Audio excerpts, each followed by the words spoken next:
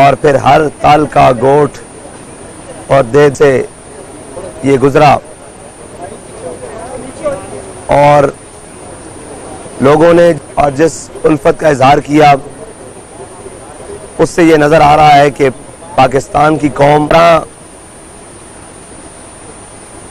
ملتان کی عوام نے تحریک لبیک پاکستان کے اس مارچ کو خوش آمدید کہا اور ایک تاریخ رقم کی، اور جس کا مختصر سفر جو تقریباً بہاولپور چوک سے گھنٹہ گھر چوک تک تھا وہ 4 گھنٹوں میں اور عوام نے یہ بتایا ہر رنگین نعرے والوں سے اور ہر رنگین دعوے والوں سے بیزار ہو چکے ہیں۔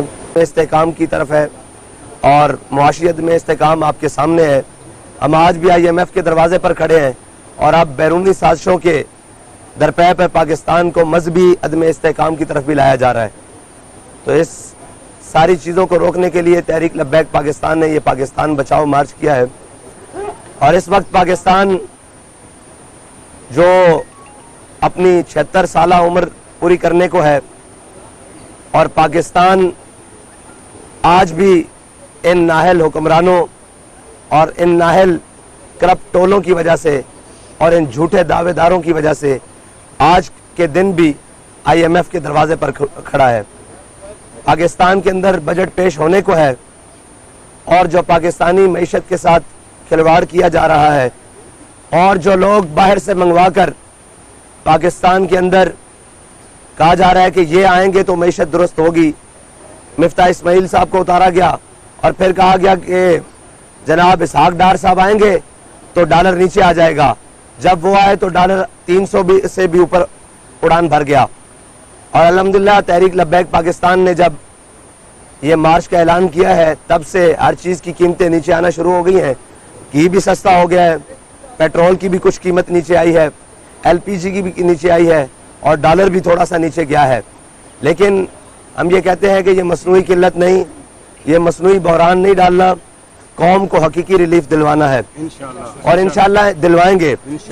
عالمی منڈی میں پیٹرول کی قیمتیں مسلسل گرنے کے باوجود پاکستان میں پیٹرول کی قیمت کو کم نہیں کیا جا رہا، اور لیویز کے نام پر اس ٹائم قوم سے تقریباً پر لیٹر جو ہے وہ 50 روپے سے بھی اوپر کمائی کی جا رہی ہے۔ اور جب ہم لاہور سے نکلنے لگے ایک پریس کانفرنس سے ایک دن پہلے، تو ہم سے پاکستان کے اندر 2 نظام چل رہے ہیں، ایک ہے حکومتی نظام، اور اس کے پیرلل ساتھ جو اس سے بھی زیادہ مضبوط ہے وہ مافیاز ہیں۔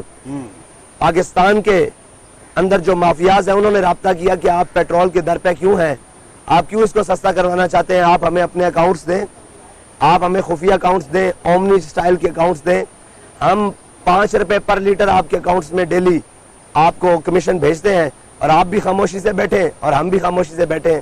تو میں بڑا حیران ہوا کہ یہ کون سے لوگ ہیں، وہ حکومت سے ہٹ کر جو مافیاز جو اس وقت حکومت سے بھی زیادہ مضبوط ہیں، بلکہ اس ریاست میں سب سے زیادہ جو لوگ مضبوط ہیں وہ مافیاز ہیں، وہ لینڈ مافیاز ہوں، وہ پیٹرولیم کے اندر مافیاز ہوں، وہ جناب تھانہ کلچر کے مافیاز ہوں، وہ پٹوار خانے کے مافیاز ہوں، وہ جناب واٹر ٹینکر کے مافیاز ہوں۔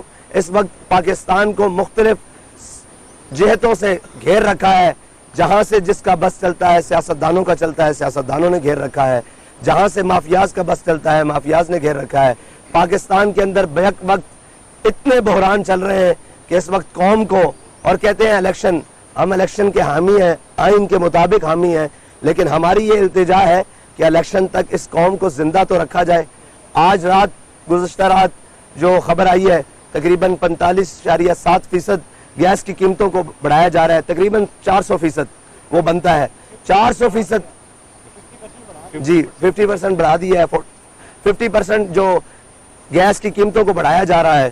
اور اگر اس طرح حکومتیں چلانی ہیں اور اس طرح پیسے اکٹھے کر کے اور اس طرح مہنگائی کر کے چلانی ہے، تو پھر یہ جو 35 سالہ تجربہ کار لائے گئے ہیں اور ان کے ساتھ 50 سالہ جو سندھ کے تجربہ کار اٹھا کر، یہ ان کی عمر اگر سیاسی بتائی جائے تو دونوں کی ملا کر 85 سالہ تجربہ کار سیاستدان، اور پھر وہ باقی 11 جماعتیں ایک طرف اور 2 جماعتیں، یہ 13 جماعتوں کی یہ مجموعہ بنایا گیا۔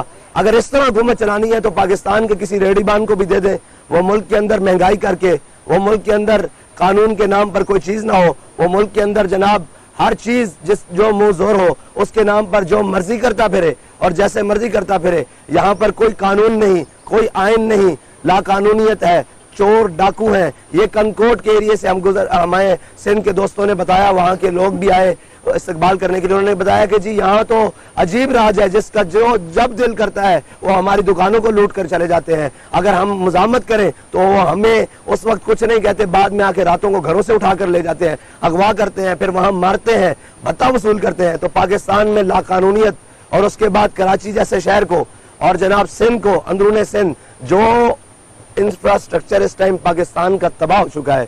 سندھ کے تو کچے روڈ بھی نہیں ہیں, یعنی خاک کے روڈ ہے, یعنی مٹی کے روڈ ہے, سولنگ بھی وہاں موجود نہیں. اور ابھی جو پنجاب کی سڑکوں کا حال, لوگوں کا حال, مہنگائی, یوٹیلیٹی سٹور کے اندر جو قلت قائم کی گئی ہے, اس کے خلاف الحمدللہ تحریک لبیک پاکستان نے آواز اٹھائی ہے.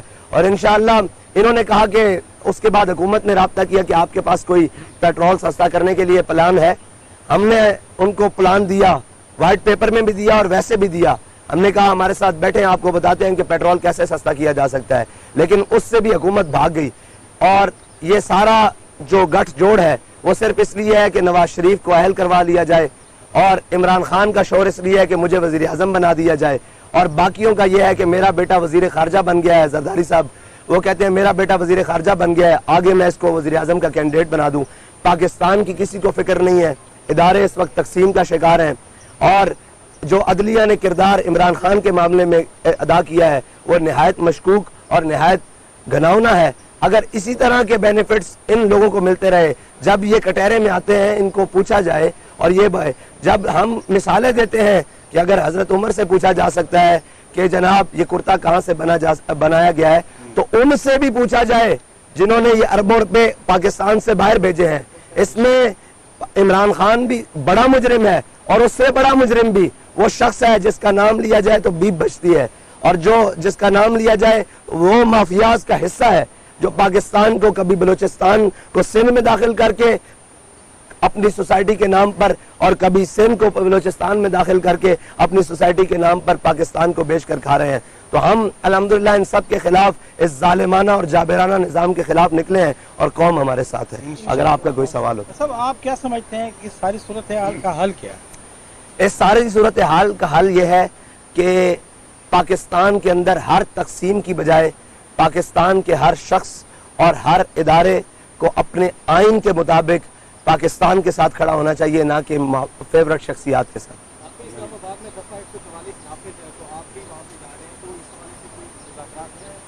ابھی تک تو ہماری کوئی بات نہیں ہوئی, اور اگر اسلام آباد میں دفعہ 144 نافذ ہے تو دفعہ 144 ان لوگوں کے لیے ہوتی ہے جو شر پھیلاتے ہیں یا شر پسندی کرتے ہیں. الحمدللہ ہم کراچی سے چلے ہیں, سندھ, اندرون سندھ, اور آج ملتان کی سرزمین پہ ہیں. نہ ایک پتا ٹوٹا ہے, نہ کسی کو کوئی جناب ہم سے تکلیف ہوئی ہے, بلکہ فصلیں آم کی پکی ہوئی, باغات پکے ہوئے, ہمارے کارکنان گزر کے آئے ہیں, دکانیں ریڑی بان اپنی ریڑیاں فروٹ لگائے ہوئے ہم گزر کے آئے ہیں. کوئی ایک شخص بھی یہ شکایت نہیں کر سکتا کہ یہاں ان لوگوں نے ہمیں کہیں تکلیف پہنچائی ہے. آپ یہ دیکھتے ہیں کہ الیکشن کب تک ہو رہے ہیں؟ ہاں, یہ بہت بڑا سوال ہے کہ الیکشن کب تک ہو رہے ہیں. جب اسمبلیاں تحلیل ہو جائیں گی, اور اگر الیکشن اپنے وقت پر نہ ہوئے تو پھر انشاءاللہ ہم الیکشن کراؤ مارچ کریں گے انشاءاللہ. اچھا, الیکشن کے حوالے سے آپ کی کیا تیاری ہے؟ دیکھیں, الیکشن جب آئے گا تو ہم انشاءاللہ تیار ہیں. اگر اپنے وقت پر ہوا تو انشاءاللہ مکمل تیار ہے. مکمل تیاری کے علاوہ ایک تاثر یہ بھی ہے کہ آپ صرف اس جماعت کو صرف علماء تک محدود رکھے ہوئے ہیں. کیا دو سوال ہیں میرے. پہلی بات تو یہ ہے کہ آج کل جوڑ توڑ کا بڑا دور ہے اور لوگ مختلف جماعتوں میں شامل ہو رہے ہیں, تو کیا جو لوگ تحریک لبیک کا نعرہ لگائیں وہ آپ کی جماعت میں آ سکتے ہیں؟ اور دوسرا, آپ کا کرائٹیریا کیا ہوگا کہ آپ کس قسم کے لوگوں کو شامل کریں گے؟ دیکھیں, آپ نے جو بات کی یہ تحریک علماء کی بھی ہے, صلحاء کی بھی ہے, مشائخ کی بھی ہے, عوام کی بھی ہے, وکلاء کی بھی ہے, ہر طبقہ ہائے فکر سے تعلق رکھنے والے شخص کی ہے. یہ میرے دائیں بائیں کھڑے ہیں, یہ علماء نہیں ہے, یہ وکلاء ہیں, پیچھے یہ جناب تاجر برادری ہے, ہر شخص کے لیے ہے. اور وہ کہتے ہیں نا کہ صلاح عام ہے یارانہ نقطہ دان کے لیے. تو ہم, اور دوسری بات یہ آپ نے کہا کہ کوئی تحریک لبیک میں آنا چاہیے. ہم کردار کو پریورٹی دیتے ہیں اور ہم کسی بھی مال یا اس کے جا یا اس کے خاندان کو پریورٹی نہیں دیتے. اگر وہ کردار کا صاف ہے, وہ جو شخص بھی ہے جیسا بھی ہے, انشاءاللہ ہماری تحریک میں وہ آئے, ہم اس کو عزت بھی دیں گے, مرتبہ بھی دیں گے, کمپنسیٹ بھی کریں گے. آپ کیا سمجھتے ہیں کہ ملک میں اس وقت جو حالات چل رہے ہیں آپ کے سامنے, اور آپ کا یہ مارچ جو ہے یہ کیا نتائج اس کے سامنے آ سکتے ہیں, آپ کیا سمجھتے ہیں؟ اور دوسرا یہ بتائیے گا کہ جو پاک فوج اس ٹائم جو حالات ہوئے ہیں, آپ کا کیا پیغام ہوگا پاک فوج کے ساتھ؟ دیکھیں, جو ملک کے اس وقت حالات ہیں وہ آپ کے بھی سامنے اور میرے بھی سامنے.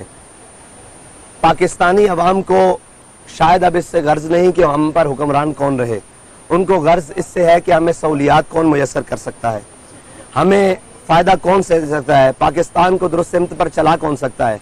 اور ہمارے مارچ سے کم از کم یہ تو فائدہ ہوا ہے کہ آپ جب پیٹرول پمپ پر جاتے ہیں تو آپ کو پیٹرول سستا ملتا ہے, جب رکشے والا ایل پی جی کی دکان پر جاتا ہے تو اس کو 400 روپے کم, 390 روپے, 360 روپے کم سستی گیس مل رہی ہے. اور ہمارے سے یہ تو ہوا ہے کہ کوئی غریب دکان پر جاتا ہے تو اس کو گھی سستا ملتا ہے. ابھی ہم ملتان تک پہنچے ہیں, اسلام آباد تک جائیں گے تو انشاءاللہ آٹا بھی سستا ہوگا, چینی بھی سستی ہوگی, بہت ساری چیزیں. اور پاکستان, آپ نے فوج کے حوالے سے بات کی ہے تو دیکھیں جی, فوج ہمارا فخر ہے, ہر لحاظ سے فخر ہے. اور پاکستان کے ساتھ, عوام کے ساتھ جو فوج کا تعلق ہے وہ محبت کا تعلق ہے. رہی بات سیاست میں اور رہی بات ان معاملات کی, تو دیکھیں ہم نے بھی بہت سارے اس ملک میں 5 کریک ڈاؤنز کا سامنا کیا ہے, ہماری شہادتیں بھی ہوئی ہیں, لیکن ہمیں اپنے اور بیگانے کی تمیز رہی ہے. ہمارے لوگوں میں, ہمیں بھی آ کر لوگوں نے مشورے دیے ہیں ایسے کر لیا جائے, ایسے کر لیا جائے, لیکن ہمارے بزرگوں نے ہمیں یہ سکھایا ہے, گٹی میں پڑھایا ہے کہ یہ پاکستان ہمارے بڑوں نے بنایا ہے, اس پاکستان کی بقا ہمارے ساتھ ہے. میں آپ کو گارنٹی سے کہتا ہوں کہ یہاں سے جو شخص ریٹائرڈ ہو کے جاتا ہے اس کی لندن, آسٹریلیا, وہاں جا کے بیلجیم جا کے بریک لگتی ہے. ہمارا جینا مرنا اس ملک کے ساتھ ہے, ٹھیک ہے, اور ہمارے لیے فخر کا باعث ہے کہ ہم یہی مریں گے اور یہی دفن ہوں گے. نہ ہمارے کاروبار باہر ہیں, نہ بچے باہر ہیں, نہ تعلیم باہر ہے, نہ صحت باہر ہے. پاک فوج کی تنصیبات کو نقصان پہنچانے والوں کے خلاف جو کارروائی ہو رہی ہے, آپ اس کو کس نظر سے دیکھتے ہیں اور آپ کیا سمجھتے ہیں کہ یہ کارروائی ہونی چاہیے یا نہیں؟ دیکھیں, اس میں ہماری رائے یہ ہے کہ جنہوں نے بھی ایسے قوم کو ابھارا اور قوم کو آگے لے کر گئے, ان ذمہ داران کے خلاف کارروائی ہونی چاہیے. عوام تو کسی بھی لیڈر کے پیچھے ہے. آج میں کھڑا ہوں, کہیں اعلان کروں تو یہ لوگ اس طرف چل پڑیں گے, تو ذمہ دار میں ہوں, ذمہ دار میرے ساتھ یہ کیبنٹ کے لوگ ہیں. اور قوم کے بچوں کو ریلیف دینا چاہیے. ان سے اگر غلطی ہوئی بھی ہے تو عام معافی کا اعلان کرنا چاہیے, یا ان کو کم از کم اس وقت اس راستے سے نہیں گزارنا چاہیے کہ پھر ہمیں خدا نہ خواستہ خاک ہمارے منہ میں کہ ہمیں بلوچستان جیسے حالات سے گزرنا پڑے, ہمیں سندھ جیسے حالات سے گزرنا پڑے, ہمیں پی ٹی ایم جیسی اور جناب خیبر پختونخوا جیسے حالات. آپ کی اپنی قوم کے بچے ہیں, اگر ان سے غلطی ہوئی ہے تو ہم پیٹتے رہے. جب ناموس رسالت کی بات آئی تو کہا جاتا رہا حضور نے سب کو معاف کیا. تو آج ہم بھی کہتے ہیں کہ آپ قوم کے بچوں کو معاف کریں. جو ذمہ داران ہیں ان کو ضرور کٹہرے میں لائیں, ان کو جناب قانون کی گرفت میں لائیں, ان کو سامنے کھڑا کریں, جو ان کا جرم بنتا ہے ان کو سزا دیں.